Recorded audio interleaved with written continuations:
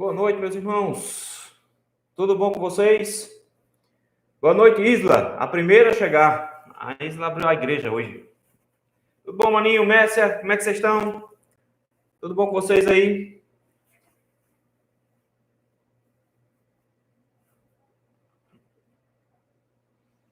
Agora que eu entrei, o chat está dando a informação que eu não posso comentar de novo. Eu vou ver o que eu posso fazer para ouvir vocês, para saber se está funcionando.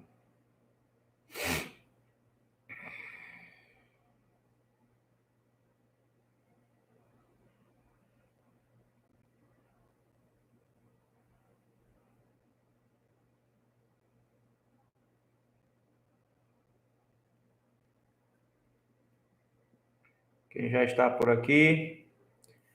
Dona Ruth, já está por aí também, né, irmã? Tudo bom?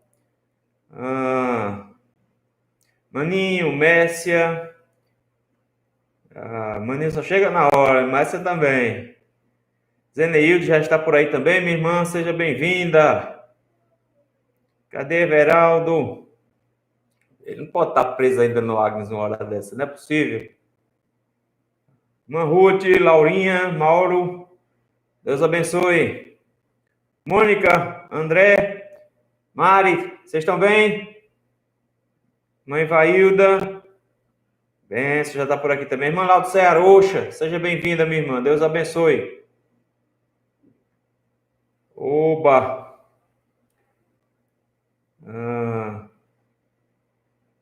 Já mandei, Isla, mandei um abraço para Dona Ruth. Caio, tudo bom, meu filho? Caio está fazendo aniversário hoje. Deus abençoe, parabéns. Dimo, minha irmã, boa noite, tudo bom? Minha irmã Esther Dias, Luciana, tudo bom com vocês? Sejam bem-vindas. Cristiane, boa noite, Cristiano. Os meninos estão bem? Cadê Saulo? A irmã Diana, tudo bom? A irmã Eunira está por aqui também. Deus abençoe vocês. Coisa boa ter vocês aqui. Aí, tá todo mundo aí. Tá Cris, Saulo, Thomas, Thierry e Dona Nilde. Um abraço para todo mundo aí. Dona Nilde, minha irmã. Saudade, vice. Nalvinha. Nalva tá aqui. Nalva tá sendo a responsável por me engordar ultimamente. Comendo a comida de Nalva lá no refeitório. Já ganhei 5 quilos nessa brincadeira. Ô, Nalva. Sejam bem-vindos, viu? Ótimo. A gente vai começar agora. Ok? A gente quer que vocês já estão todos organizados. Com a Bíblia, com os meninos, já está todo mundo por perto. Nós vamos começar.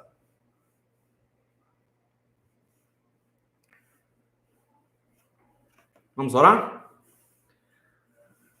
Senhor, meu Deus, muito obrigado, Senhor, pelo privilégio imenso concedido a nós de podermos estar reunidos, meu Deus, virtualmente, mas, Senhor, mesmo à distância, podendo adorar e bendizer o Teu nome, poder cantar ao Senhor, ler a Tua palavra e poder aprender um pouco mais dela. Senhor, tem misericórdia de nós, meu Deus, ajuda-nos, nos abençoa. Dá-nos graça, Senhor, para que nesse momento possamos, meu Pai, encontrar as instruções da sua parte na sua palavra. Tem compaixão de nós, em nome de Jesus Cristo, que nós te rogamos isso. Amém. Meus irmãos, vamos abrir nossas Bíblias no Salmo de número 84. Salmo de número 84.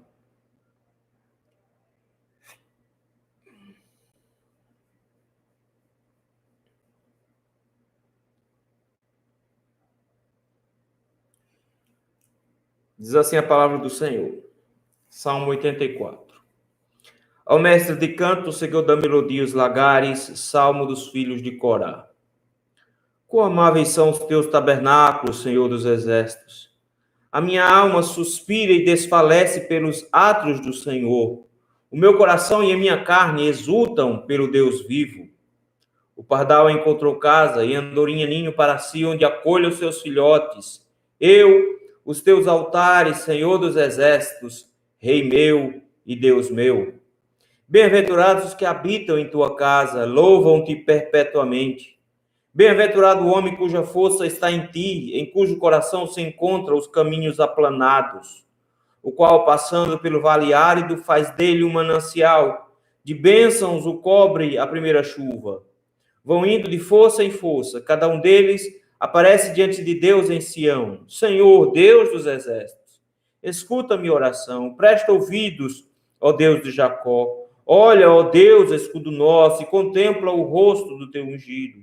Pois um dia nos teus átrios vale mais que 1000.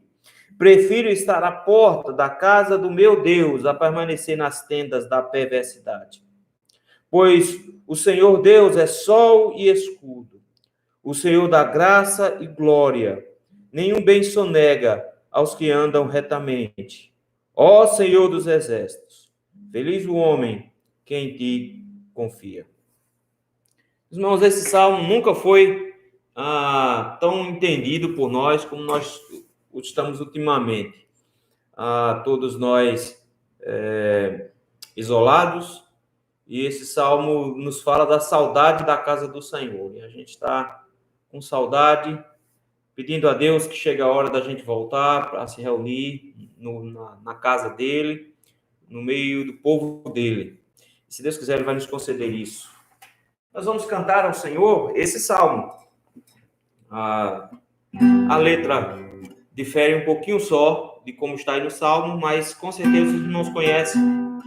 Só conheço músicas antigas, então a maioria vai conhecer essa daqui também.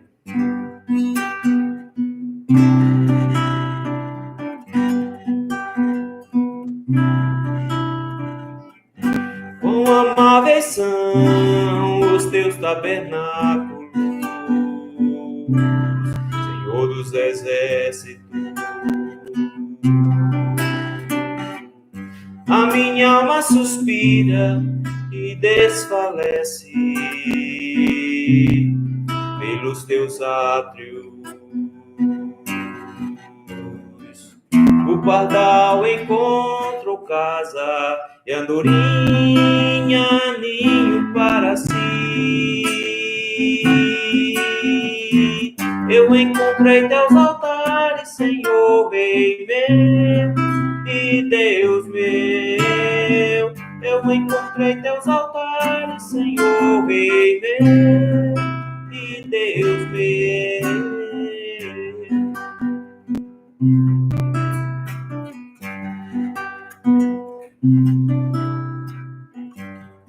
Bem-aventurado aqueles que habitam em tua casa, pois um só dia, Senhor, nos teus átrios valem mais que 1000. Ao encontro casa e andorinha ninho para si. Eu encontrei teus altares, Senhor, Rei meu e Deus meu. Eu encontrei teus altares, Senhor, Rei meu e Deus meu.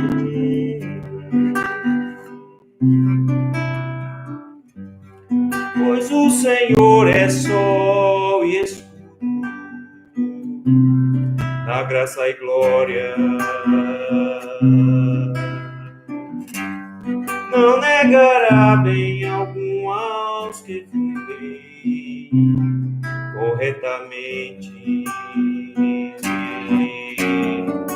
O pardal encontrou casa, andorinha ninho para si. Eu encontrei teus altares, Senhor, Rei meu e Deus meu. Eu encontrei teus altares, Senhor, Rei meu e Deus meu.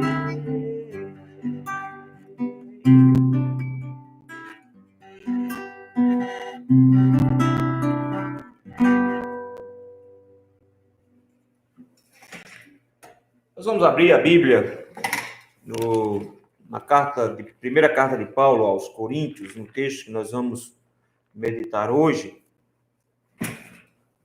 Primeira carta de Paulo aos Coríntios. Nós estamos estudando essa carta e nós vamos ler o capítulo de número 3. Nós já estudamos a semana passada, do versículo 1 ao versículo 9 desse capítulo. Nós vamos ver o capítulo 3, do versículo 10 ao versículo 23 hoje. Pelo menos nós vamos tentar chegar lá, no 23. Eu creio que a gente consegue. 1 Coríntios 3, 10.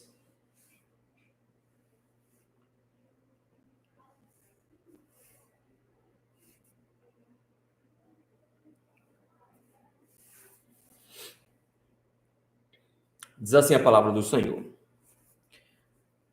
Segundo a graça de Deus que me foi dada, lancei o fundamento como prudente construtor, e outro edifica sobre ele, porém cada um veja como edifica. Porque ninguém pode lançar outro fundamento além do que foi posto, o qual é Jesus Cristo. Contudo, se o que edifica sobre o fundamento é ouro, prata, pedras preciosas, madeira, feno, palha, manifesta se tornará a obra de cada um, pois o dia a demonstrará, porque está sendo revelada pelo fogo, e qual seja a obra de cada um, o próprio fogo a provará. Se permanecer a obra de alguém que sobre o fundamento edificou, esse receberá galardão. Se a obra de alguém se queimar, sofrerá ele dano, mas esse mesmo será salvo, todavia, como que através do fogo. Não sabeis que sois santuário de Deus e que o Espírito de Deus habita em vós? Se alguém destruir o santuário de Deus, Deus o destruirá, porque o santuário de Deus, que sois vós, é sagrado. Ninguém se engane a si mesmo. Se alguém dentre vós se tem por sábio neste século, faça-se astuto para se tornar sábio, porque a sabedoria deste mundo é loucura diante de Deus, porquanto está escrito, ele apanha os sábios na própria astúcia deles. E outra vez, o Senhor conhece os pensamentos dos sábios, que são pensamentos vãos. Portanto, ninguém se glorie nos homens, porque tudo é vosso. Seja Paulo, seja Apolo, seja Cefas, seja o mundo, seja a vida, seja a morte, sejam as coisas presentes, sejam as futuras, tudo é vosso, e vós de Cristo, e Cristo de Deus. Vamos orar mais uma vez? Senhor Deus Santo, bendito, eterno Pai, Todo-Poderoso, graças te rendemos, meu Deus, pelo privilégio imenso concedido a nós nesse momento, de podermos estudar a Tua palavra, louvarmos o Teu nome, de podermos, meu Deus, ouvir a Sua voz. Por isso, meu Pai, nós te rogamos que Teu Espírito Santo abra o nosso entendimento, nos abra os olhos espirituais, para que possamos compreender a Tua palavra, como o Teu servo Paulo mesmo disse nessa carta. Porque os homens naturais não conseguem compreender as coisas espirituais, mas nós temos o Espírito Santo. Por isso, Senhor, abre os nossos olhos, nos dá entendimento e nos dá, Senhor, capacidade para podermos, meu Deus, colocar também em prática essas lições que nós vamos aprender nesse momento. Tem compaixão de nós, tem misericórdia de nós e nos ajuda, meu Deus, no nome santo de Cristo Jesus, a que nós te rogamos. Amém.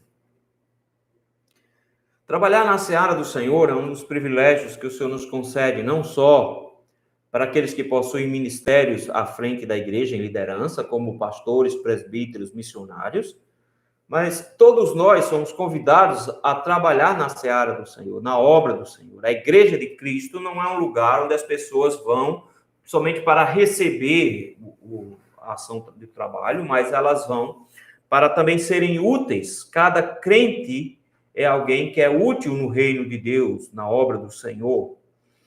Mas, de alguma forma, nós precisamos avaliar como é que esse trabalho é realizado e de maneira que a gente precisa saber sempre como é que o Senhor enxerga o trabalho que nós realizamos. Então, a gente, às vezes mesmo, faz uma avaliação, nós avaliamos e pensamos, não, eu estou indo bem, ou não, eu estou indo mal, eu poderia estar fazendo isso, eu poderia estar fazendo aquilo outro, mas o importante não é nem como as pessoas nos avaliam, o importante não é como nós nos avaliamos, mas o importante é como Deus em Cristo Jesus nos avalia. Então, nós precisamos sempre retornar para a Escritura, para que nossos critérios de avaliação da forma como nós trabalhamos para o Senhor estejam fincados na palavra, de forma que a avaliação que eu faço da maneira como eu trabalho para o Senhor seja feita com base nas Escrituras, e assim eu tenho a convicção de como é que eu estou caminhando na obra do Senhor. É isso que Paulo vai tratar um pouco aqui no finalzinho do capítulo número 3. Paulo ainda está com um problema em sua mente que ele está tentando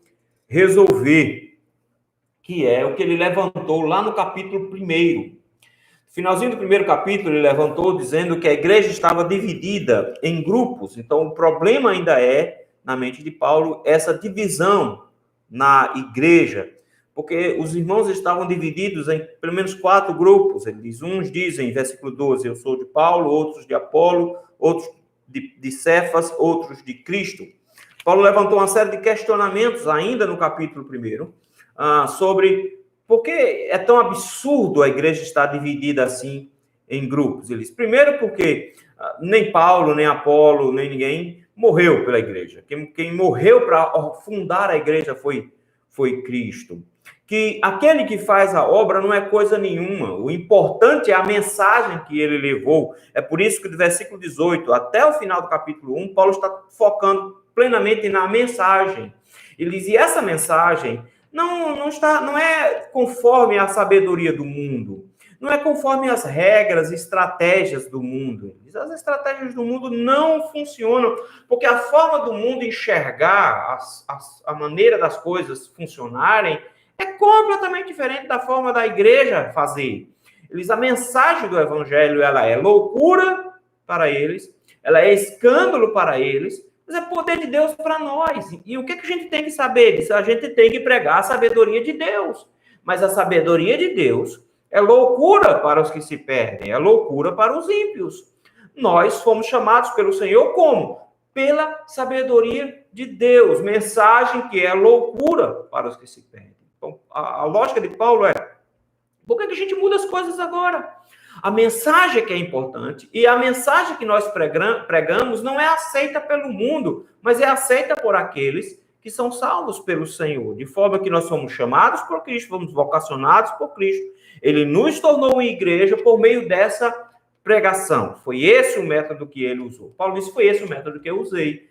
Capítulo número 2. Paulo diz, eu quando preguei a vocês, eu preguei não usando linguagem persuasiva de sabedoria humana, mas pregando a palavra do Senhor. Ele diz, mostrando essa palavra, versículo número 4, em demonstração do Espírito e de poder. Paulo diz, para quê? Para que a fé de vocês não estivesse apoiada em estratégias de marketing, estivesse apoiada em estratégias de comunicação, mas que a fé de vocês estivesse apoiada única e exclusivamente na mensagem, Cristo crucificado. É essa a mensagem. Paulo diz, a nossa mensagem é Cristo crucificado. Essa mensagem não é recebida pelo mundo, não é aceita pelo mundo, mas é a mensagem que nós possuímos, e foi essa mensagem que eu trouxe para vocês. Essa mensagem, Paulo diz, ela é sabedoria de Deus. Ele vai agora, do versículo 6 até o final do capítulo 2, o tempo todo falando sobre sabedoria. Esse conceito de sabedoria ele já tinha levantado lá atrás, dizendo que a sabedoria de Deus, ele desenvolveu no capítulo número 2 inteiro, e ele introduz o capítulo 3, falando da mesma coisa, de que é sabedoria de Deus. Essa sabedoria de Deus, esse conhecimento que vem do Senhor, que era um mistério que agora nos foi revelado. Deus nos revelou, versículo número 10 do capítulo 2, porque o Espírito que está em nós revelou essa mensagem a nós, e o homem natural não aceita, não recebe essa mensagem. Paulo começa agora dizendo no capítulo 3, diz, eu tenho um problema com a igreja, porque eu queria que a igreja já fosse madura o suficiente para usufruir da profundidade dessa mensagem, da profundidade dessa sabedoria, mas a igreja não estava preparada para usufruir dessa profundidade. Isso é triste. É por isso que ele vai usar algumas imagens aqui no capítulo 3 para mostrar, primeiro, a imaturidade da igreja. Versículo número 2, ele diz: leite vos dei a beber e não vos dei alimento sólido, porque ainda não podeis suportar. É triste, mas a igreja de Corinto não estava aprofundada em sabedoria. Veja que coisa. O pessoal tudo se achando sábio, que conhecia tudo. Eles, conhecem nada, vocês estão no ralinho, vocês estão... vocês não são maduros. É por isso que ele diz que vocês são carnais. Ser carnal não é ser o homem natural do versículo número 14 do capítulo 2. Não. Ser carnal é ser imaturo. Por quê? Porque são crentes em Cristo, têm o Espírito Santo, mas ainda têm um comportamento e uma mentalidade muito parecida com os ímpios. Eles pensam como os ímpios, eles raciocinam como eles querem as coisas feitas de forma muito parecida com o mundo. Paulo diz, vocês são imaturos. Prova de que vocês são imaturos. Briga. Ciúmes, contendas que há entre vocês. Se vocês andam em ciúmes e contendas, estão brigando, isso prova que vocês são imaturos, vocês são muito infantis ainda. A maneira de vocês raciocinar é muito parecida ainda com a maneira do mundo raciocinar. Isso demonstra a infantilidade de vocês. Vocês ficam dizendo, eu sou de Paulo, eu sou de Apolo, eles dizem, eles não são nada. E aí vem a segunda imagem que Paulo vai usar, que é a imagem da agricultura, a imagem de um campo. Ele diz, o que é que nós fizemos aí? Quem é Paulo, quem é Apolo? Nós somos somente cooperadores, colaboradores nessa agricultura. Porque eu plantei, Apolo regou. Ele diz, mas quem é importante? Quem é importante? Quem é imprescindível nessa obra? Quem planta ou quem rega? Ele diz, não, Deus deu o crescimento. Eu plantei, Apolo regou, mas o crescimento veio de Deus. Então, quem é que forma a igreja? Não são os ministros. Quem forma a igreja não é o missionário. Quem funda a igreja não é o pastor. É Cristo quem forma. Ele usa esses instrumentos. Ele usa o missionário, ele usa o pastor. Mas quem forma é Deus. Quem dá o crescimento é Deus. Ele diz, então, meu irmão, quem planta não é nada, quem rega não é nada, mas quem dá o crescimento, ele é imprescindível. No final das contas, o que é que nós somos? Cooperadores. Nós trabalhamos para Deus, nós somos funcionários.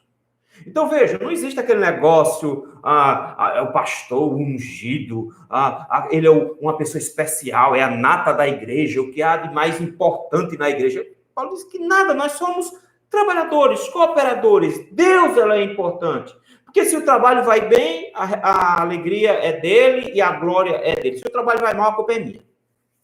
Paulo diz, nós somos cooperadores, nós trabalhamos para Deus. Então, quem é importante? Deus que é o dono da lavoura. A igreja cresce porque Deus dá o crescimento. Isso tira toda a honra do pastor, isso tira toda a honra do evangelista, isso tira toda a honra do mestre, do instrutor, isso tira toda a honra de quem trabalha. Coloca a honra toda em Cristo. Paulo diz, a honra é dele. A partir do versículo número 10, que nós vamos estudar hoje, Paulo inicia uma terceira imagem. Não é mais a imagem de um bebê que precisa de leite para sobreviver. Não é mais a imagem de uma lavoura, onde temos trabalhadores nessa lavoura, mas agora é a imagem de um edifício. Paulo vai usar essa imagem do versículo de número 10 até o versículo de número 17. É interessante porque essa não é a primeira vez que o apóstolo Paulo usa essa imagem. Pelo contrário, ele já usou em outros momentos. E essa imagem ela vai voltar em vários momentos. Ele já fez referência a ela, e é por isso que ele vai usar no versículo 10. Ele fez referência a ela no versículo de número 9. Diz que nós somos lavoura de Deus, edifício de Deus, sois vós. Quando ele chega aqui no versículo número 10, ele desenvolve. Chega lá no versículo número 16, ele diz, vocês são o santuário de Deus, vocês são o edifício de Deus. Mas em Efésios capítulo 2, versículo 20, ele diz, vocês são templos do Espírito Santo. Ele diz a mesma coisa em 1 Tessalonicenses capítulo 5, de que nós somos templos do Espírito Santo. Em Colossenses capítulo 2, ele diz que nós somos a edificação do Senhor. Então, essa imagem de um prédio é muito usada por Paulo para descrever a igreja. Eu sei que quando a gente pega esse capítulo 3 aqui, do versículo 10 em diante, a gente costuma, eu creio que você já ouviu uma mensagem nesse sentido, falando das obras do crente, de como eu devo trabalhar. É possível usar isso? Alguns autores e comentaristas colocam isso como matéria de aplicação. Então, o que esse texto pode ser aplicado, e a gente vai ver isso, pode ser aplicado à forma como eu trabalho para o Senhor, da minha obra para com Deus, da forma como eu trabalho para o Senhor. Mas, em específico, ele está tratando da igreja como um todo, e não de um membro só. Eu preciso entender isso, porque às vezes esse texto ele é usado de forma inapropriada por conta disso. Ele está falando da igreja toda. E dentro da igreja toda, ele está falando daqueles que trabalham para a edificação dessa igreja. Então, nós teríamos aí os membros da igreja trabalhando para a edificação da igreja. Então, ele não está necessariamente pensando exclusivamente no plantador da igreja, no pastor da igreja, coisa do tipo. Ele não está pensando na liderança da igreja. Ele está pensando em toda a membresia da igreja. Há um enfoque na liderança, mas todos são responsáveis por esse crescimento, porque toda a igreja do Senhor trabalha. Todo o povo de Deus trabalha. Então, de alguma forma, ele vai colocar a nossa responsabilidade de como construtores desse edifício. E ele já começa aí colocando no versículo de número 10, que essa obra de trabalhar para o Senhor, de fazer a obra do Senhor, de executar a obra do Senhor, não é uma coisa que simplesmente eu faço porque eu gosto, porque eu tenho vontade. Ele faz, não. Isso eu tenho que entender que é graça divina. Olha o versículo 10, ele diz assim, segundo a graça que me foi dada. Paulo diz, eu sou cooperador de Deus, versículo 9. Que honra, que homem, que coisa orgulhosa que a gente tem, né? Se sentir cooperador com Deus. Paulo diz que nada, meu irmão, isso é graça. Veja, ele está dizendo o seguinte, o Senhor não escolhe seus trabalhadores para a seara baseados em competência desses trabalhores. Às vezes a gente fica pensando assim, não, mas eu não faço a obra porque eu não tenho treinamento teológico, porque eu não tenho formação. Por isso que a gente paga um pastor para fazer, porque ele tem a formação. O pastor está na igreja para instruir a igreja, para que a igreja trabalhe. Então você não precisa ser um teólogo para fazer a obra do Senhor. Paulo diz, aqueles que são chamados para colaborar nessa obra do Senhor, são chamados por causa da graça de Cristo. Os pastores não são chamados porque Deus viu um potencial que eles possuem. Por que não? Muitas vezes, e eu digo isso, a gente trabalha eu trabalho dentro do seminário, e às vezes a gente olha para alguém e diz assim, esse aqui tem um potencial fantástico, o cara é fantástico. E aí, de repente, ou o Senhor não usa como a gente achava que o Senhor iria usar, ou ele é inexpressivo no seu trabalho, ou ele é displicente na obra, ou ele desfoca do trabalho, ou às vezes nem consegue entrar na obra, ele fica pelo caminho, por causa da arrogância, da prepotência, coisa do tipo.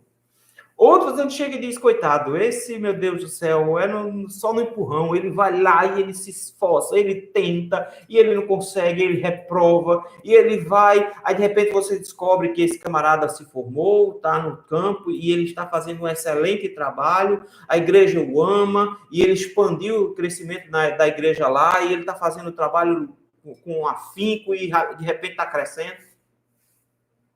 Paulo diz, a graça de Deus me foi dada para trabalhar nessa lavoura. A graça de Deus. Então, pastores não são seres especiais. Pastores foram pessoas agraciadas com o privilégio de trabalhar na obra do Senhor.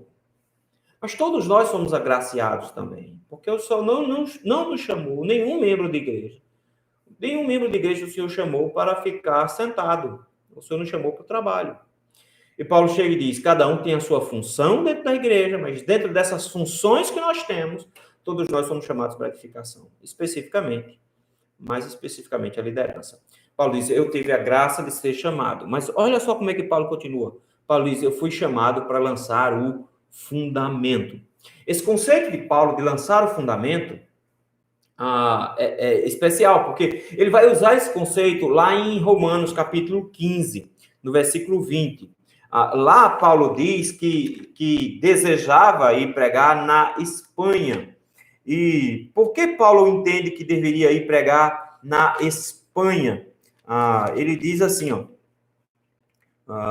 esforçando-me deste modo por pregar o evangelho, não onde Cristo já fora anunciado, para não edificar sobre fundamento alheio. Paulo tinha um projeto muito claro na cabeça dele. Qual era a ideia? Paulo disse, meu trabalho é produzir o fundamento.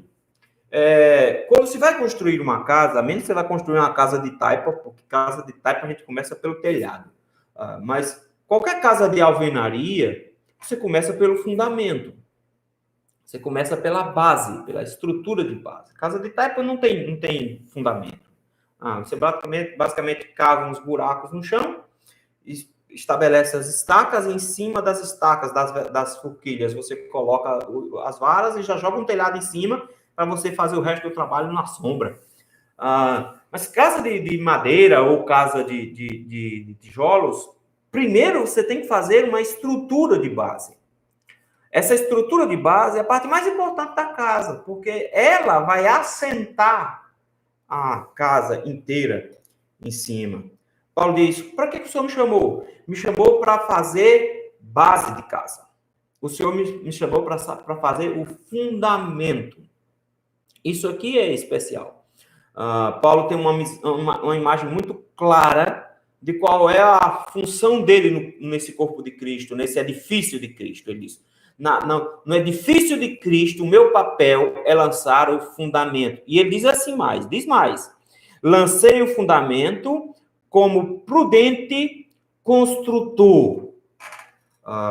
Paulo não está necessariamente se gabando, mas é a função que Paulo se atribui aqui, nessa obra de construção da Igreja de Cristo. A ideia de Paulo, quando ele fala de prudente construtor, é de alguém que não só colocou a mão na massa fazendo, mas ele funciona também, ou até mesmo, como uma espécie de mestre de obras. Ele é um supervisor da obra. Ele é aquele que gerencia a obra. Aquele que lança o fundamento, ele tem que ter noção de quantos quartos a casa vai ter, de qual é a altura que a casa vai alcançar, quantos andares a casa vai ter, qual o tamanho que essa casa vai ter, se ela vai ter, quantos banheiros ela vai ter, onde fica a cozinha, onde fica a sala. Ele tem que ter a noção do prédio inteiro. Então, quando ele vai construir o fundamento, ele já está com toda a casa planejada. Paulo está dizendo que ele é o responsável por gerenciar essa obra. É por isso que a gente vê Paulo mandando Timóteo para um canto, mandando Apolo para outro. Ele está gerenciando os trabalhadores para a construção desse prédio. Então, Paulo não está somente dizendo que ele é um pedreiro. Paulo está dizendo que ele é uma espécie de mestre de obras. E ele é um prudente. Ele é alguém que sabe fazer e faz muito bem esse trabalho de começar um prédio, de começar uma obra. E ele, então, faz isso com muito cuidado. E isso aqui é especial. Porque no ministério de Paulo, Paulo diz, eu lanço os fundamentos. Eu começo o trabalho. E só que, depois de mim, vem outra pessoa que constrói as paredes em cima.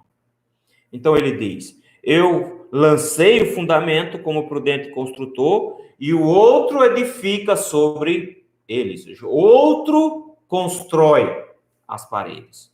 Eu lanço o alicerce, alguém vem e levanta as paredes. É claro que ele está olhando para ele mesmo em Corinto, lançando o alicerce, e Apolo ficando lá, enviado por Paulo para construir as paredes. É essa imagem que ele está querendo construir aqui na mente dos irmãos da igreja de Corinto. E aí, então, no versículo 5, ele nos dá logo de cara, aliás, no versículo número 11, ele nos dá logo de cara uma instrução, uma lição básica para como construir uma igreja. Ele diz assim, a igreja começa pela base. Parece óbvio, mas isso é importante. Por isso, dependendo da base com a qual eu construo uma igreja, ela pode ser sinônimo de sucesso ou de ruína. É por isso que o versículo 11 ele diz assim, porque ninguém pode lançar outro fundamento. Ele diz, ninguém pode construir a igreja sobre outra coisa, além do que foi posto. Ou seja, vocês não podem construir a igreja presbiteriana de Corinto sem o fundamento que eu lancei. Isso é importante porque Paulo está dizendo que só existe uma só base onde a igreja pode ser construída. Qual é a base? Ele diz aí no versículo 11, a qual é Jesus Cristo. Esse texto se casa perfeitamente com as palavras de Jesus Cristo. Quando Pedro, ele perguntou, quem vocês dizem que eu sou? E Pedro disse, tu és o Cristo, o Filho do Deus vivo. A Igreja Católica mexe com o texto todinho, inverte o texto de cabeça para baixo, e fica dizendo que o fundamento é Pedro. Não é balela. Ele diz, tu és Pedro, e sobre esta pedra. Qual pedra? Tu és o Cristo, o Filho do Deus vivo. Essa afirmação, ele diz, saber que eu sou o Cristo, o Filho do Deus vivo. Sob esta pedra eu edificarei a minha igreja. A igreja de Cristo é fundamentada sobre Cristo, o Filho do Deus vivo. Ele é a pedra que os construtores rejeitaram, mas que veio a se tornar a pedra angular. Paulo diz, em cima de que a igreja de Cristo tem que ser fundamentada? Ela tem que ser fundamentada em cima de Jesus Cristo. Isso é importante. Porque nós vemos igrejas hoje sendo fundadas em cima de um monte de bases. O pastor é a base para fundar a igreja. Pastor, o ministério de fulano de tal. Se esse pastor sair, a igreja se acaba. Uma igreja não pode ser fundamentada em cima de um pastor. Porque o pastor sai. E mesmo que ele passe a vida toda lá, ele morre. Quem vai ficar? O filho dele vai assumir? Então, notem, é uma igreja que é fundada em cima de uma personalidade. Ou uma igreja que é fundada em cima de uma estratégia, de um modelo. Comunidade, célula, em cima de modelos.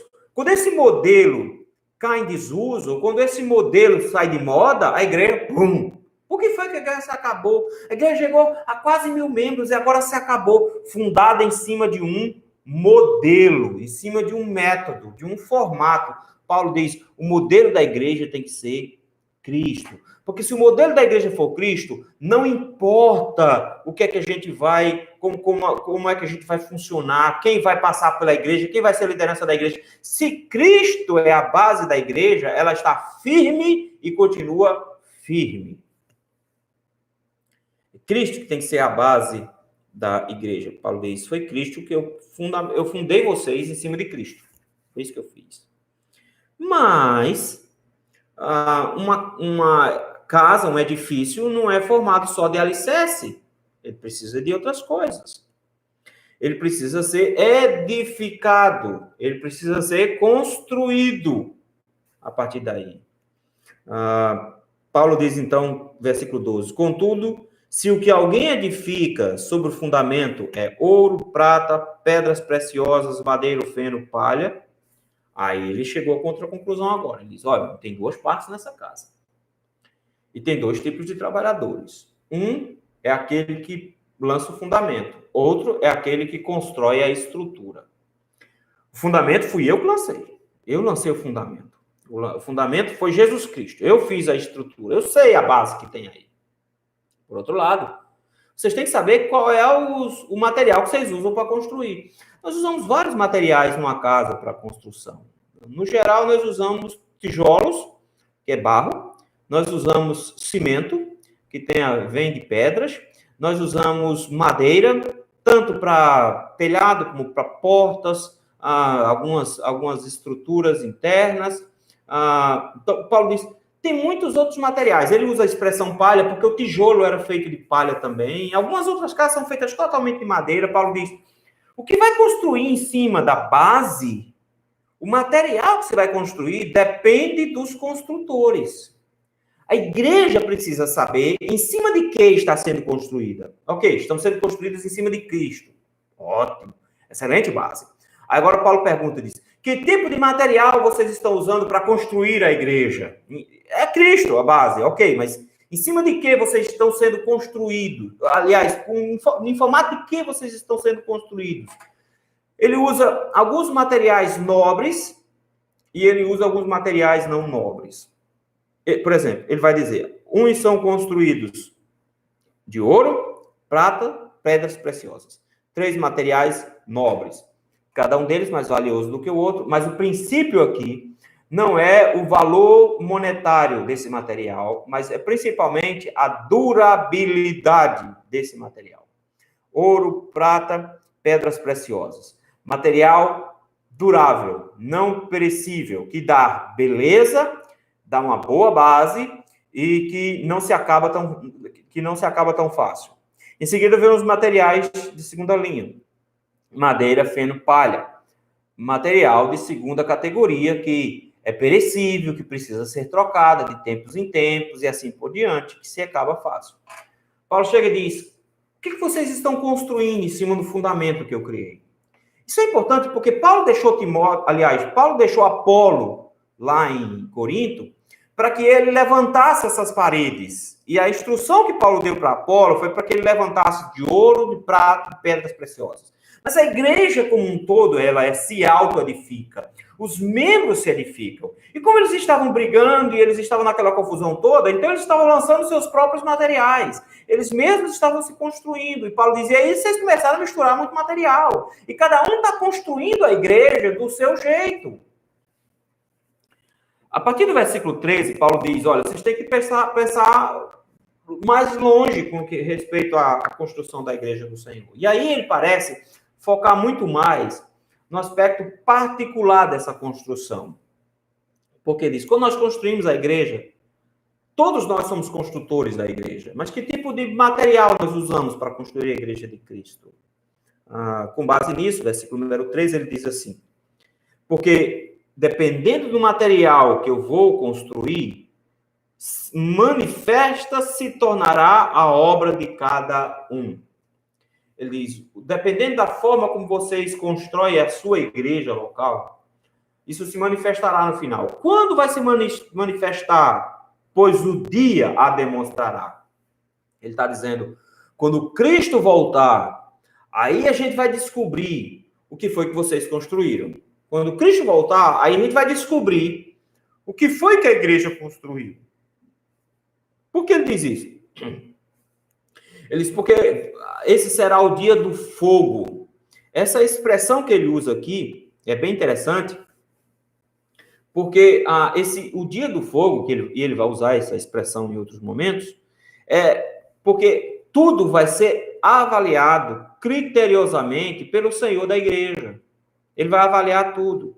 Então, ele usa a imagem de que tudo vai passar pelo fogo. Já imaginou? É como que dizendo, a igreja vai passar pelo fogo. A igreja que vocês construíram, a igreja presbiteriana do Largo da Paz, que vocês construíram vai passar pelo fogo. Ok, Cristo é a base dessa igreja. Maravilha, coisa boa. Mas o que foi que vocês construíram em cima? O que foi que vocês fizeram em cima? Como vocês usaram a sabedoria de Deus? Como vocês usaram a Bíblia Sagrada? Como vocês usaram as Escrituras para construir essa igreja? O que foi que vocês criaram nessa igreja? Como vocês estruturaram essa igreja? Como vocês fizeram? Paulo diz, quando essa igreja passar pelo fogo, quando o Senhor for avaliar, ele diz, olha, irmão, qual seja a obra de cada um, o próprio fogo aprovará. E aí eu quero que você note o seguinte, ele está o tempo todo falando em igreja como um todo, igreja como um todo, igreja como um todo, mas agora ele já está dizendo, o que você fez para construir a igreja vai ser avaliado por Deus. Isso aqui é um peso enorme.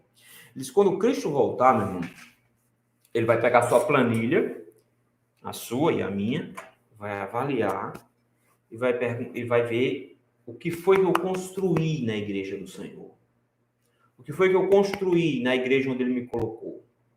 E com base no que eu construí na igreja que ele me colocou, a minha obra será qualificada como ouro, prata, pedras preciosas ou como madeira, palha ou feno. Ele diz, olha, cada um vai passar por essa prova. Qual é o princípio? Se permanecer a obra de alguém que sobre o fundamento edificou, esse receberá galardão.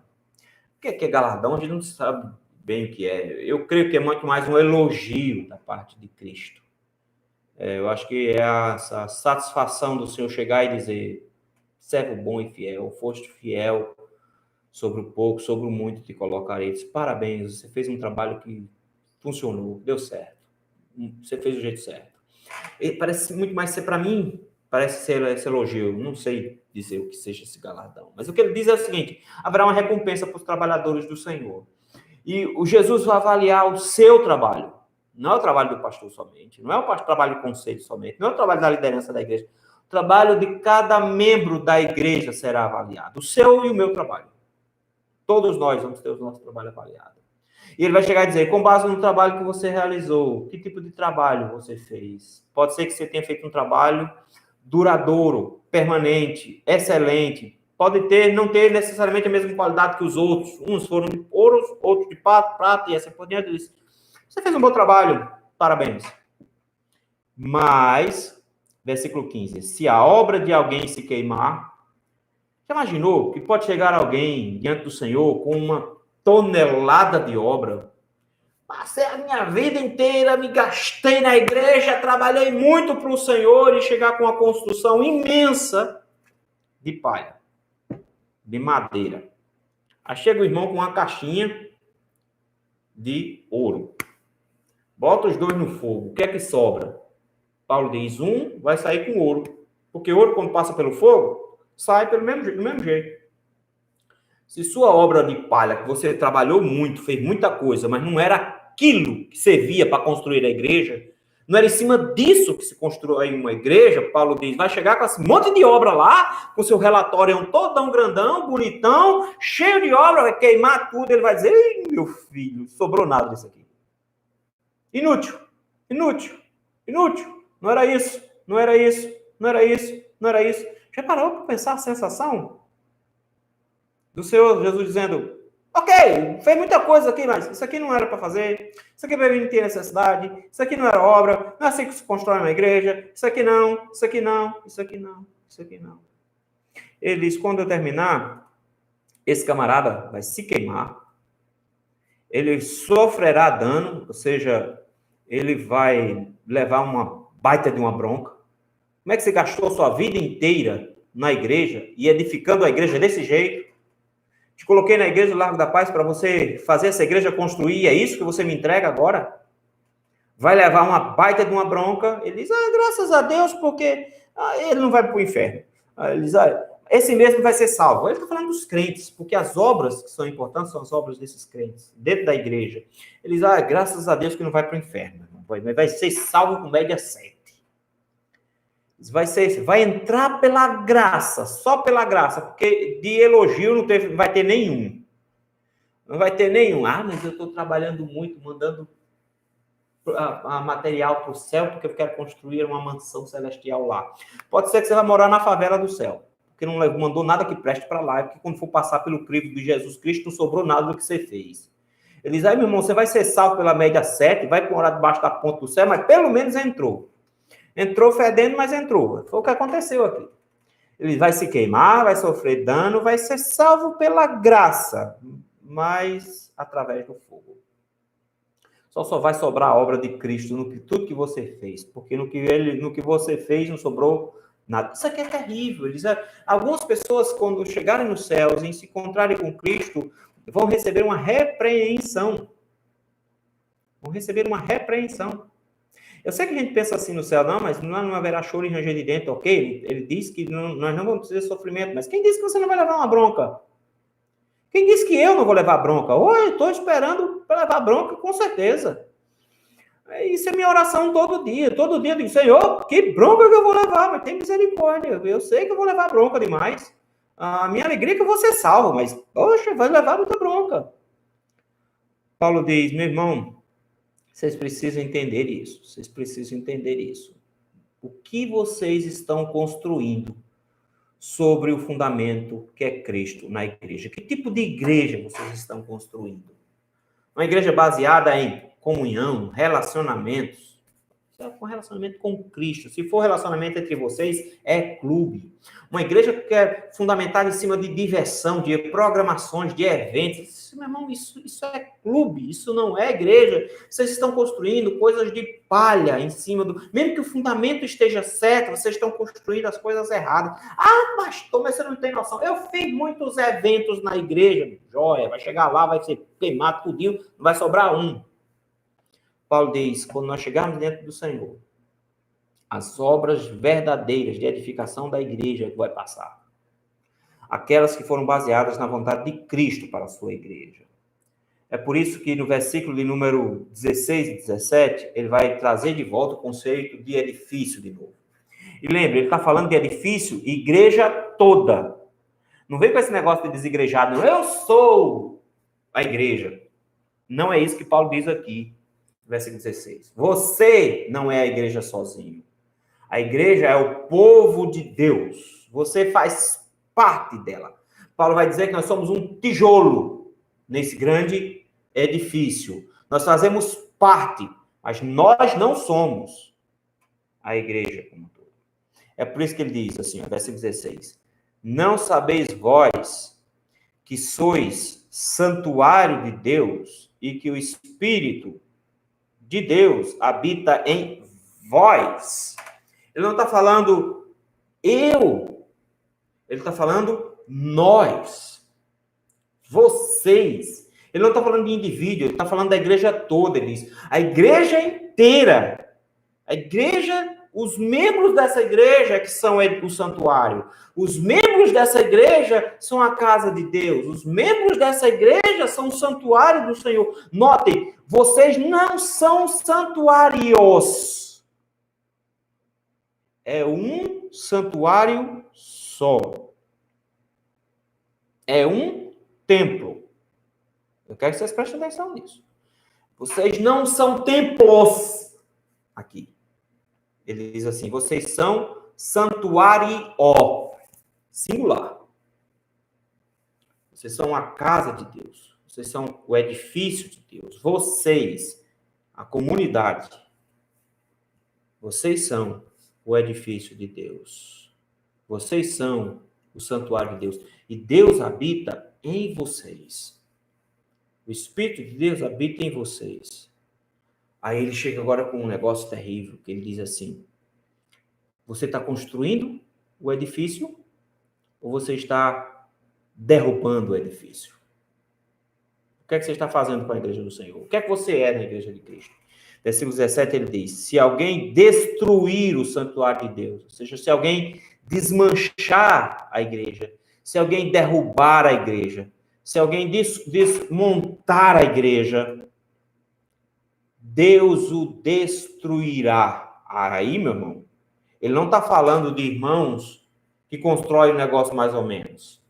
Ele está falando, se você, ao invés de trabalhar para construir a igreja, você só trabalha para derrubar a igreja, ele diz, meu irmão, Deus vai destruir você. Se tem alguém na igreja que trabalha para destruir a igreja, e a gente sabe que tem. Se existe alguém na igreja que trabalha para destruir a igreja, Deus vai destruir essa pessoa. Porque o santuário de Deus, que sois vós, é sagrado.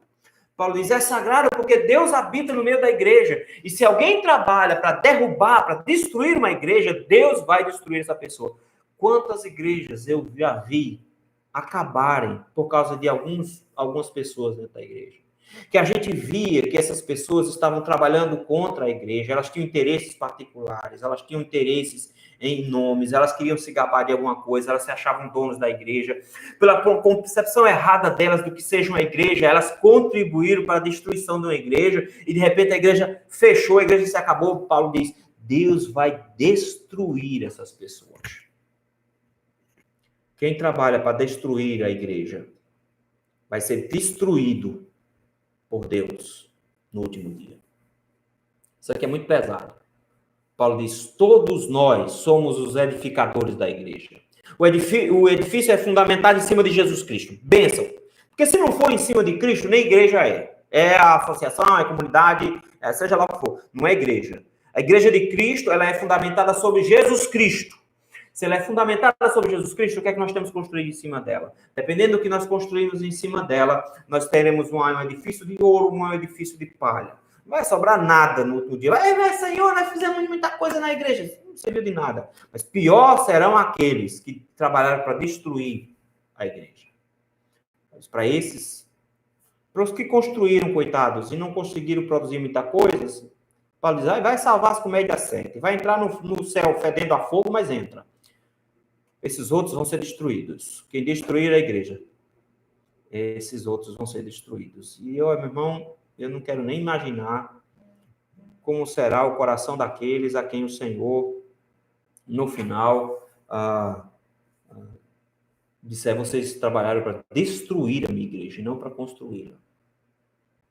Quantos pastores que trabalharam pregando falsidade, pregando mal, pregando mentira na igreja, e vão ouvir, vocês trabalharam para destruir a minha igreja, não para construí-la.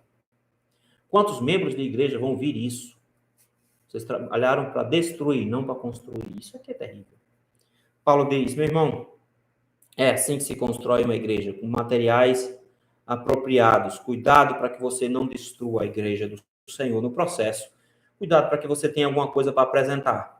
Então, apresente a sua obra na igreja, o seu trabalho na igreja, de acordo com a vontade de Deus. Do contrário, é só palha. Você vai apresentar um monte de obras e ele diz, não vai servir nenhuma, nada. Paulo vai colocar ainda, agora a partir do versículo 18, que eu tenho que fazer é construir essa igreja não com base nos meus sonhos, não com base nos meus projetos. E esse aqui é um fator importante. Primeiro ele disse, construa em cima do fundamento. Depois ele diz, construa. Versículo número 18, ele é duro para a igreja de Corinto, porque ele está dizendo que a igreja de Corinto, ela está se enganando, achando que está construindo uma coisa boa, quando na verdade estavam construindo uma coisa ruim. Paulo diz, versículo número 18, ninguém se engane a si mesmo. Diz, vocês estão se enganando. Vocês acham que estão construindo uma igreja fantástica, vocês estão se enganando. Por quê? Eles estavam utilizando métodos humanos, carnais, para a construção da igreja, e não o método do Senhor. Eles estavam construindo métodos equivocados diante do Senhor. É por isso que Paulo diz, cuidado para que quando você for construir a igreja de Cristo, não esteja baseando o modelo de construção no modelo humano de construção. De onde eu tirei isso? Versículo número 18. Ninguém se engana a si mesmo. Se alguém dentre vós se tem por sábio neste século, ou seja, uma sabedoria humana, uma sabedoria do mundo, faça-se astuto para se tornar sábio. Isso aqui ele é uma coisa incrível. Paulo está dizendo, não se gerencia uma igreja com base em métodos humanos. Vamos escolher presbítero na igreja. Quem a gente escolhe? Os irmãos empresários. Não é só porque eles têm dinheiro, não. Porque se eles conseguirem fazer um negocinho desse tamanho virar um negócio grande, Nós vamos fazer a mesma coisa da igreja, vamos usar um bom sistema de marketing, a gente precisa de um bom sistema de marketing na igreja. Ah, não, a gente precisa de fazer assim, fazer assado, porque no comércio a gente faz assim, faz assado. Quem disse que métodos de comércio funcionam numa igreja? A partir da administração financeira de uma igreja. Quer ver só? A gente fica assim, todo comércio... E quem não tiver tem que aprender logo isso, tem que ter no mínimo 3 meses de folha guardada. Tem que ter um caixa reserva, um valor para circular. Porque caso aconteça um negócio que não está acontecendo agora, se eu tiver pelo menos 3 meses de caixa reservado, eu consigo pagar, manter minha empresa por pelo menos uns 3 meses sem arrecadar nada. Tem que ter esse material financeiro para circular. Se eu quiser fazer algum projeto, eu tenho que fazer um estoque de caixa para executar esse projeto no futuro, ou pelo menos ter um planejamento financeiro. Você acha que a igreja funciona assim? Eu vou dizer como é que eu vejo a igreja funcionando. Vamos derrubar a igreja e vamos construir de novo. Quanto a gente tem em caixa? Nada. Quando é que a gente começa? Semana que vem. A gente derruba. Em 6 meses a gente vai construir, se Deus quiser. Beleza. Começa o trabalho. Em 6 meses a igreja vai estar em pé. Em 6 meses a igreja vai estar... Isso é ser ousado demais, pastor. Esse tipo de fé, na verdade, é inconsequente. Não, é porque você não entendeu. A igreja de Cristo não é gerenciada, ela não funciona nos moldes dos pensamentos dos homens. Não são estratégias humanas. Paulo disse isso no capítulo 2. Desafio qualquer igreja a fazer isso. Começa os trabalhos. Ah, mas a gente vai abrir uma congregação, não tem como manter a congregação. Começa o trabalho para ver o que acontece. Se a gente joga a cara, a gente vai lá e faz. Arival Dias está fazendo isso. Ele começou, disse, a gente quer fazer tantas igrejas. Não vão conseguir, não. Ele está indo. Tipo, aparece o recurso. Aparece. Como é que aparece a obreira? Aparece. O Senhor, ele faz o trabalho, porque a igreja não se gerencia na forma do comércio. Não é por sabedoria humana, é por instrução divina. Deus ilumina e a gente vai lá e faz. Paulo diz, entenda uma coisa, quem se acha sábio, segundo o mundo, se torne astuto. Sabe por quê? Vocês têm que entender, versículo 19. A sabedoria deste mundo é loucura diante de Deus. Se a gente acha que são nossas estratégias, nossos formatos, que fazem a igreja deslanchar, não, meu filho, não. É claro, a gente tem algumas estratégias. O apóstolo Paulo tinha estratégias. Mas o que é que Paulo faz com as estratégias dele? Ele joga no lixo quando Deus manda mudar. Paulo tinha estratégias. Pregar em grandes centros urbanos. Estratégia de Paulo. Primeiro eu vou para uma sinagoga onde ele já tem conhecimento teológico. Depois eu vou para os gentios que não possuem conhecimento teológico. Estratégia de Paulo. Fazer sempre em círculo. Vou numa região, depois volto para Jerusalém, depois para Antioquia. Segunda viagem de Paulo, passo pelas igrejas por onde eu já fundei, consolidando essas igrejas, dou uma volta maior e venho. Chega de repente o texto diz, opa, desce para Macedônia, muda o plano, não é agora. Paulo chega na cidade de Corinto e diz, rapaz, o trabalho aqui é complicado, tá difícil, fica aí, eu tenho gente aí. Tá bom. O plano está feito.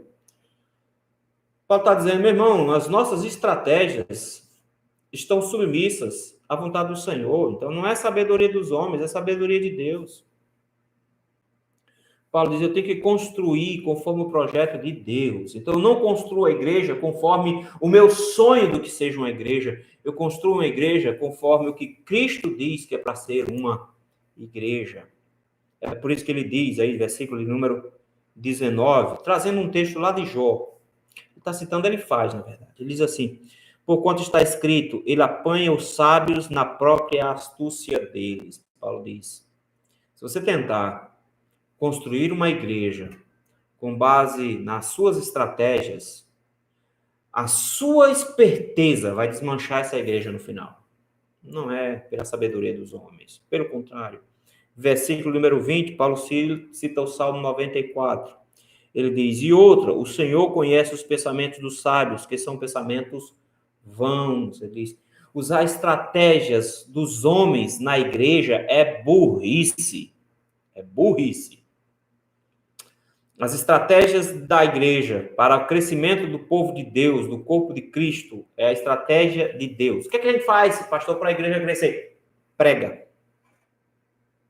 Como? Aí se vira. Praça pública, de casa em casa, pela internet, usa Facebook, usa Instagram, usa YouTube, como a gente está fazendo agora. Se vira, mas é pregação. A igreja de Cristo ela é edificada, ela é construída pela pregação. Mas se a gente fizer um evento, pregação. Vai ter pregação. É assim que a igreja do Senhor ela é construída, ela é edificada. Paulo diz, o método de Deus é o método que deve ser usado para edificar a sua igreja, não o método dos homens. O método dos homens pode parecer esperteza, pode ser funcione, mas não é o método de Deus. Dá em nada. É por isso mesmo que Paulo chega e diz, não faz sentido vocês estarem brigando, porque não foi o meu método, não foi o método de Apolo, não são os métodos dos pastores. Pastores precisam entender isso. Não são os nossos métodos que fazem o trabalho crescer. Não são os nossos métodos. É executar o que o Senhor mandou. Pregar. Ponto. Pregar. Pregar publicamente, no culto público. Pregar publicamente em praças públicas. Mas pregar particularmente na visitação. Pregar particularmente no gabinete. Pregar particularmente no evangelismo. É pregar. Paulo diz, ninguém se glorie nos homens. Paulo diz, vocês não têm do que se gabar. Porque tudo que foi usado na igreja foi usado por Jesus, pelo Senhor, para edificar a sua igreja. Os instrumentos não podem se gabar. Porque tudo pertence à igreja. Ele vai, então, versículo número 21, dizendo, tudo pertence à igreja, tudo é vosso. Paulo é vosso, Apolo é vosso, Cefas é vosso, o mundo é vosso, a vida é vosso, a morte é vossa. As coisas do presente, as coisas do futuro, tudo é de vocês. Você já parou para pensar que ele está dizendo que todos os recursos que existem no mundo estão disponíveis para a igreja por causa de Cristo? Todos os recursos. Paulo queria ir para Roma para pregar o evangelho. Deixa eu te mostrar. Paulo queria ir para Roma pregar o evangelho. Escreveu uma carta para Roma pedindo financiamento. Paulo dizia, eu quero ir para pregar o evangelho e daí partir para a Espanha. Eu quero financiamento. Paulo precisava de financiamento por quê? Porque Paulo precisava sair da sua região e ir até Roma. Isso implicava em ter dinheiro para pagar comida, dinheiro para pagar hospedagem, dinheiro para pagar transporte. Paulo precisava de financiamento. Paulo chega em Jerusalém, é preso, recorre a Roma, ganha, primeiro, hospedagem, ganha sistema de proteção, ganha um navio, afundou no caminho, mas tudo bem. Ganhou navio para Roma, ganhou hospedagem em Roma, ganhou hospedagem dentro do Império Romano, dentro do palácio, para pregar o evangelho lá dentro, para soldados, para pessoas importantes de lá, ganhou tudo. Naquele momento, o Senhor estava usando o Império Romano para financiar a obra missionária. Tudo é do Senhor. Tudo é dele. Paulo diz, Paulo, eu sou do Senhor. Apolo é do Senhor. As coisas todas, até o tempo é do Senhor. As coisas de agora, as coisas do futuro, tudo é do Senhor. E ele deu para a igreja. Tudo está à disposição da igreja. Tudo é da igreja. Tem que se gabar de quê? De nada. Tudo é instrumento do Senhor, tudo é coisa do Senhor que o Senhor deu para nós. Tem uma coisa muito equivocada que os pastores ficam dizendo. A minha igreja, a minha igreja, a minha igreja. A gente usa muito essa expressão. E eu costumo dizer aqui para os meninos, aqui para os seminaristas. Deus não vai te dar uma igreja. Porque a igreja não é presente para pastor. Igreja foi presente de Deus para Jesus Cristo. A igreja é de Cristo. Igreja não é presente de Deus para pastor. Mas Deus dá pastores de presente para igrejas. Nós, pastores, é que somos presentes para as igrejas. Nós é que somos dados para elas. Então não pense que Deus me deu a igreja presbiteriana Largo da Paz. Deus me deu de presente para a igreja do Largo da Paz. Tem que ter essa concepção na minha mente. Paulo diz, tudo é para a igreja. De que eu me gabo? Eu sou importante. Você foi dado de presente para a igreja. Tudo é do Senhor. Porque ele diz que tudo é da igreja, a igreja é de Cristo, versículo 23, e Cristo é de Deus. A quem deve ser a glória? A Deus. Porque todo mundo tem um dono. Eu sou presente para a igreja foi presente de Cristo, Cristo é o grande presente de Deus. Pronto, a glória toda para ele. Paulo está dizendo, é ridículo vocês ficarem brigando por causa de Paulo, por causa de Apolo, por causa de Paulo. É ridículo, porque o importante é que a gente esteja construindo a igreja do Senhor, que a gente esteja edificando a igreja do Senhor. Vamos haver funções distintas. Uns lançam fundamento, outros constroem. Cuidado com o que você está construindo, porque você vai prestar conta do que você constrói da igreja de Cristo. Você vai prestar contas. Alguns estão destruindo a igreja de Cristo. Esses vão receber um preço terrível. Mas saiba de uma coisa, a igreja de Cristo não é construída conforme o modelo do mundo. A igreja de Cristo não é construída conforme a sabedoria do mundo. A igreja de Cristo é construída conforme a sabedoria de Deus. Então é pelas escrituras que ela é construída. Ela é construída conforme o modelo de Deus. Ela é construída conforme a estrutura que Deus quiser, do jeito que Deus quiser. Não use métodos mundanos, porque não funciona. É o método de Deus que funciona. Então peça a Deus qual é o modelo, estabeleça o modelo, e em cima desse modelo que Deus apresentou, você constrói a igreja. Porque no final das contas, quem participa do processo não é nada, porque todos os que participam do processo são presentes de Deus para a sua própria igreja. A igreja é um presente de Deus para Jesus Cristo, e o próprio Jesus Cristo é um presente para Deus. Toda a glória é só para ele. Ninguém que está no processo recebe essa glória. Nós não recebemos glória. Paulo diz, é tão absurdo o que vocês fazem, que vocês invertem as coisas. Vocês dão honras a pastores, a líderes, e ficam brigando por conta deles. Paulo diz, não faz sentido. A igreja de Cristo não é edificada assim. Ela não funciona assim. Que lições a gente precisa tirar?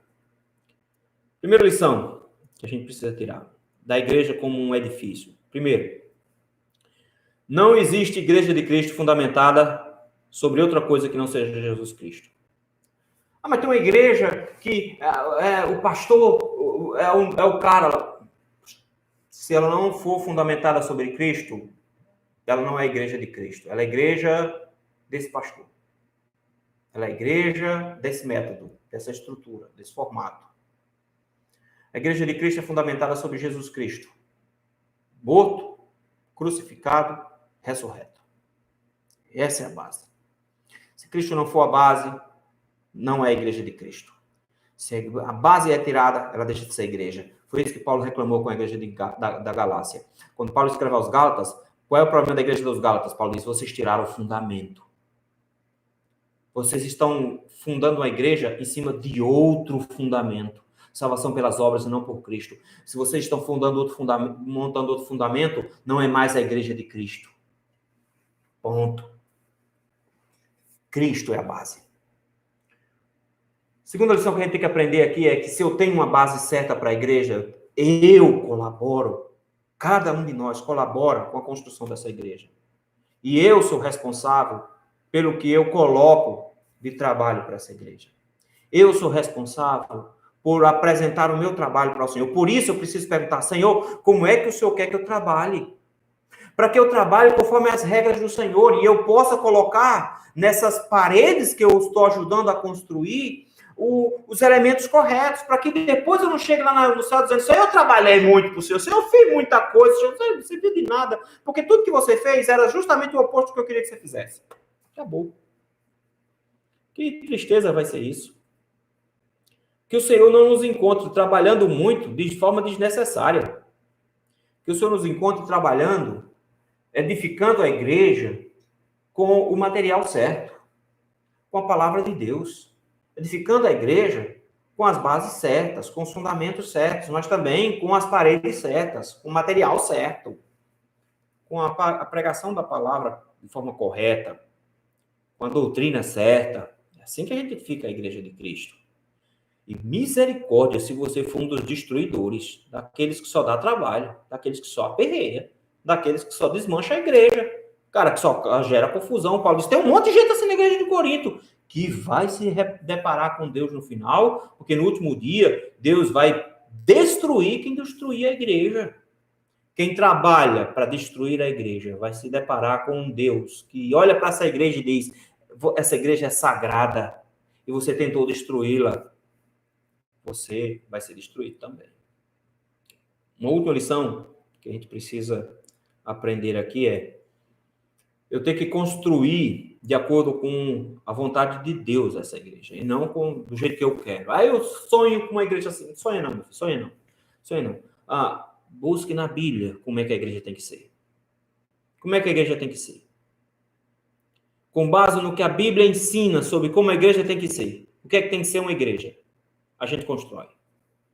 Nós temos um problema seríssimo hoje, que é uma ignorância absurda sobre o que vem a ser uma igreja.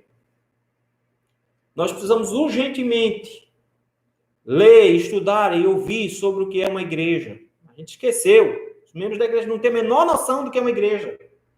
Eles esqueceram o que é adoração, eles esqueceram o que é evangelismo, eles esqueceram o que é oração, eles esqueceram o que é pregação, eles esqueceram o que é ser igreja. É por isso que fica com essa: eu sou igreja. Não, meu filho, é o povo de Deus reunido que é igreja. Você sozinho não é igreja. Você não é igreja, é o povo de Deus que é igreja. Eles são o santuário do Senhor, eles são o templo do Espírito Santo. A gente precisa fazer parte dela.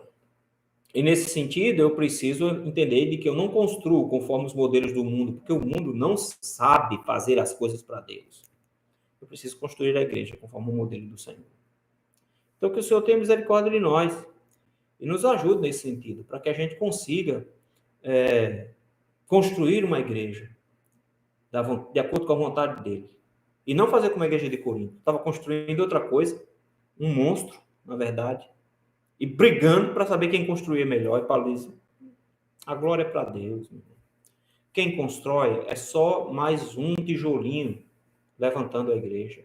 Que eu e você sejamos tijolinhos para levantar a igreja. É isso que é importante.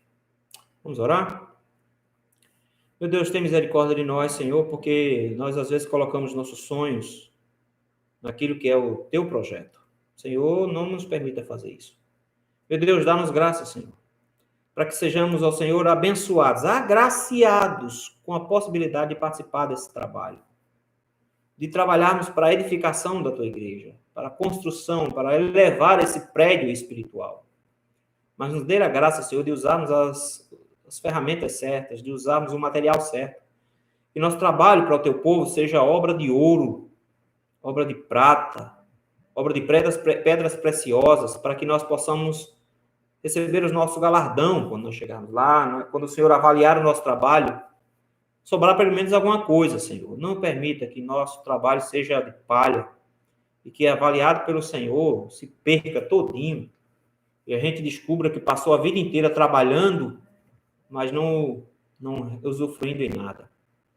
Ajuda-nos, ó Senhor, a sermos construtores da tua igreja, não destruidores da sua igreja. Ajuda para que cada um de nós, Senhor, membros da Igreja do Largo da Paz, sejam edificadores do povo de Deus e não destruidores do povo de Deus. E nos dá a graça, Senhor, de, nessa edificação, fazermos conforme o seu projeto. Não deixa, Senhor, que a gente se iluda achando que os métodos humanos são mais importantes do que os métodos do Senhor. Meu Deus, nos ajuda a confiar nos métodos do Senhor, que é sábio. Nós somos ignorantes, tolos. Não permita, Senhor, que venhamos a nos gabar do trabalho de A ou B, mas que nos lembremos que o Senhor é quem disponibiliza todos os recursos para edificar a sua igreja. Sejam eles recursos pessoal, recursos financeiros, recursos de tempo. Que o Senhor nos dê a graça, Senhor, nesse sentido, no nome de Jesus. Amém. Muito bem, meus irmãos. Muito obrigado a todos os que participaram conosco durante hoje à noite. Um abraço para todos os irmãos. Maninho está por aqui. Mércia, pois é, Maninho. A gente precisa aprender a construir a igreja de Cristo. Para isso que a gente tem que estudar a Bíblia. A gente tem que estudar a Escritura para descobrir como é que a gente faz esse negócio. Não é? Graças a Deus. Tiago, meu irmão, um abraço, rapaz. Deus abençoe, viu? Obrigado por estar aqui com a gente. Deus te dê graça e misericórdia. Jô está me lembrando que hoje também é aniversário de Luan, filho do seminarista Helder, da irmã Nalva. Abraço, Luan. Deus te abençoe também. Deus te dê força, graça, misericórdia e te faça muito, muito feliz. Deus te abençoe. Muitos anos de vida. Caio, já mandei um abraço aí também. Vamos lá. Manzelina está aí também com a gente. Deus abençoe, minha irmã. Graça e paz. Irmã Darice está com a gente. Darice, minha irmã, Deus te abençoe. Graça e paz. Juraci, jura, minha irmã, Deus te abençoe também. Força aí. Fica firme, minha irmã. Vamos lá. Everaldo está aqui. Que bom. Ele está sem barba. As irmãs estão pegando os nossos irmãos barbudos e estão tirando a barba dele. Tirar a barba de Everaldo, tirar a barba de Fábio, isso é uma coisa terrível. Eu estou aproveitando que eu não tenho barbeiro por perto e eu estou quase fazendo uma trança na minha, tá enorme. Mas tira não, rapaz, vamos manter aí, guerreiros. Mantenham firmes aí, segurando essa barba. Everaldo, meu irmão, Deus abençoe. Um abração aí, graças a Deus. Joyce, minha filha, um cheiro para você também. Pode deixar que eu mando um abraço, o seu cheiro para a Josi e os meninos. Pode deixar. Um abraço, o aniversário de Caio, já falei. Um abração. Alexandre de Natal. Ô, Alexandre, tudo bom, meu irmão? Deus abençoe. Muito obrigado por estar aqui com a gente. Um abração, viu? Deus abençoe aí. Quem mais? Tem mais alguém? Eu acho que já foi todo mundo aqui. Acho que eu não estou esquecendo de mais ninguém. Um abraço dos irmãos. Saudade imensa dos irmãos de encontrar vocês, de poder adorar o Senhor juntos. Lau! Deus abençoe, Lau. Um abraço para todos vocês. Provavelmente Fábio, Cessa, Juliane e Silas estão também assistindo. Estavam lá para as bandas de Catuama, também estão assistindo a gente. Deus abençoe cada um de vocês. Louvo a Deus pelo privilégio que a gente tem, que mesmo à distância a gente consegue estudar a palavra do Senhor. E nossa oração é de que Ele nos ajude a edificar a igreja de Cristo de forma apropriada. Ok, meus irmãos? Vamos lá. Até mais. Deus abençoe vocês. Se Deus quiser, domingo de manhã, 10 horas da manhã, a gente está aqui novamente, estudando a palavra do Senhor. Um abraço, meu irmão. Tchau, tchau. Deus abençoe.